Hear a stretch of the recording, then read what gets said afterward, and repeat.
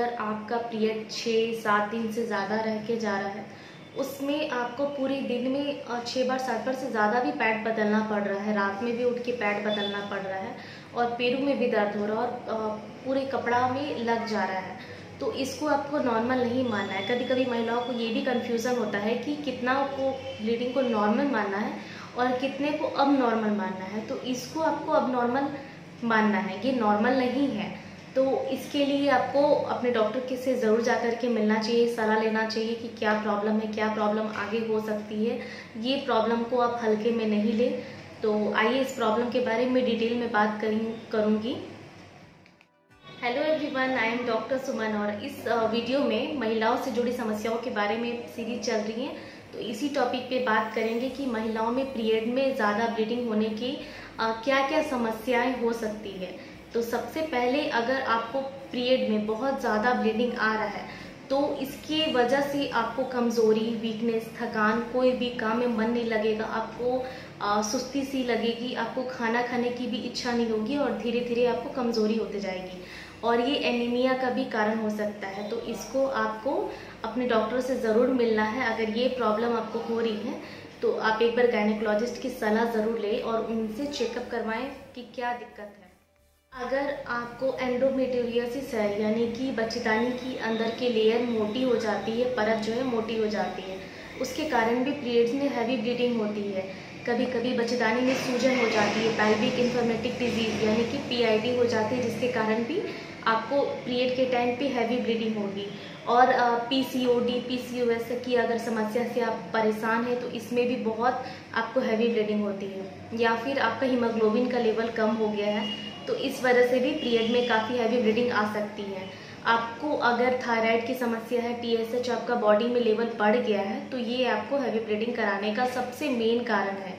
अगर आपके बच्चेदानी में कोई फाइब्रॉइड है या फिर गांठ है तो ये भी आपका हैवी ब्लीडिंग कराएगा। अगर आपके बच्चेदानी के अंदर में कोई पॉलिप है तो उसके कारण भी ब्लीडिंग हैवी हो सकता है। कोई भी सिम्टम्स हो, कोई भी कारण हो तो आपको ये ज़रूर मिलना है, सलाह लेना है। आपको ओवेरियन कैंसर के कारण भी आपको हैवी ब्लीडिंग आ सकता है। कभी कभी बच्चेदानी के मुंह पे भी घाव बन जाता है जिसके कारण ब्लीडिंग हैवी आता है। तो किसी भी कारण से आ रहा है तो आइए पहले बात करते हैं कि नॉर्मल पीरियड आता कितने दिन है। नॉर्मल पीरियड साइकिल 28 से 32 दिन का रहता है। अगर इस बीच में आपकी साइकिल लेंथ है तो फिर नॉर्मल है।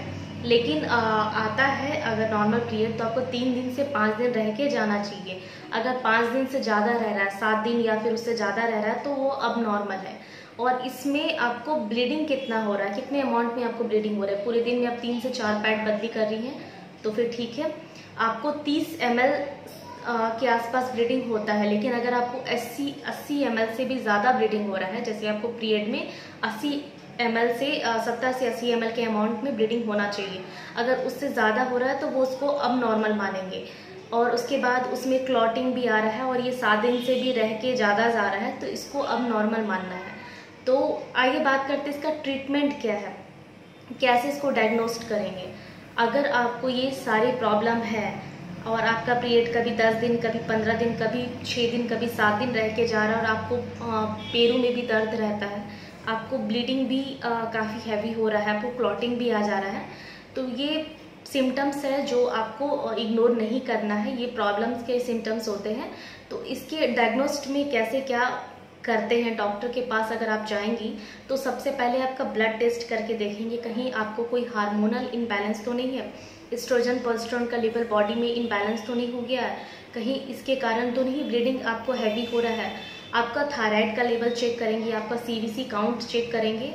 उसके बाद आपका अल्ट्रासाउंड करवा सकते हैं। अल्ट्रासाउंड में अगर आपको कोई एंडोमेट्रियोसिस या फिर पॉलिप्स है या फिर फाइब्रॉइड है, आपको रसौली हो गई है, कोई गांठ है, कोई गठान है यूट्रस में, तो वो सारा शो करेगा। आपको अगर PCOD, PCS है तो पता चल जाएगा।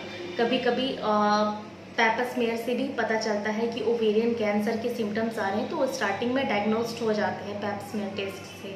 उसके बाद अगर बहुत ज़्यादा आपको प्रॉब्लम हो रही है तो बायोप्सी करने की भी सलाह दी जाती है। कभी कभी बच्चेदानी के मुंह पे अगर घाव है तो कोल्कोस्कोपिक से भी चेक करते हैं। तो एज अ डॉक्टर हम लोग ये सब सारे चेक करते हैं और पता कर लेते हैं कि क्यों इसको हैवी ब्लीडिंग हो रहा है। तो अगर आपको भी ये हैवी ब्लीडिंग की समस्या है तो आप इसको इग्नोर नहीं करें। अगर आपने कुछ दिन पहले कोई ऐसा पिल्स खाया है जिससे कि प्रेगनेंसी डिसकंटिन्यू करने के लिए 1 महीने या 1.25 महीने की आप प्रेग्नेंट हो गई थी और आपने कोई ऐसा पिल्स खाया है जिसके वजह से भी आपको प्रोडक्ट कुछ रह सकता है, आरपीओसी रह सकता है, जिसको हम आरपीओसी बोलते हैं, कुछ बच्चे का प्रोडक्ट रह जाता है, जिसके कारण आगे जाकर के आगे आने वाली महीना में महिलाओं को बहुत दिक्कत होती है, उन्हें हैवी ब्लीडिंग का सामना करना पड़ता है। तो आप डॉक्टर के पास जाकर के एक बार डीएनसी करवाएं और ये प्रॉब्लम सॉल्व हो जाएगा। उसके बाद आगे की पीरियड आपकी सही समय पे और सही अमाउंट में आएगी। तो आप इसको हल्के में नहीं लें, आप एक बार डॉक्टर से, गायनेकोलॉजिस्ट से ज़रूर जाकर के संपर्क करें। तो आशा करती हूँ कि छोटी सी जानकारी आपको पसंद आई होगी।